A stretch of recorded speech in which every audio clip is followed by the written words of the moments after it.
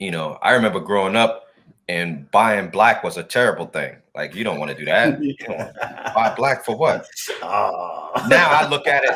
Now I look at it like that is the stupidest thing that you could ever tell me. Like, no one could ever tell me now not to buy black, ever. Coffee Break is, and shout out to my homie Suzette. Coffee Break was her idea because she was like, because I didn't know what to do. I was going to try to bring some of my branded events to Instagram, and that was the idea originally. But I was hemming and hawing about that, and she was like, "Well, you don't really need to be on there that long. You should do Coffee Break." And I'm like, "What is Coffee Break?" She's like, "You can just do a 30-minute mix while people are at work. They literally take this coffee break. Go get yourself a cup, listen to you spin, and then 30 minutes and then you're gone." Yeah. I was like, "Oh, okay, that's a good idea." So I end up starting that off of her suggestion, and then we started building on it.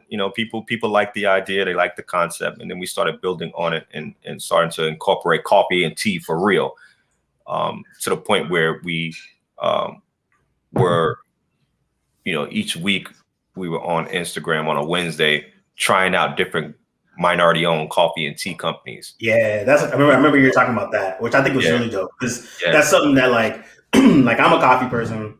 Mm-hmm. I got my French press, I got my espresso maker, I got my ground up so I can grind my beans and stuff. I do pour over. I think I have almost every piece of type of coffee that I can make, and I am trying to be better about looking for more minority owned and black owned like roasters and tea houses, because I think that's like a little bit more important, which I think the COVID situation has kind of helped us be a little bit more cognizant of that, where now we're a little bit more like, let me actually put some time and effort to look for like, black products, black businesses that are doing stuff during this time. Because a lot of people were starting businesses and figuring out, different ways of revenue. And that was like, I think that kind of fueled that fact where like all of us are like, we should support. Listen, the real big issue for me, and that's what got me into it. I already had Coffee Break, and I was already moving and shaking as far as the music was concerned.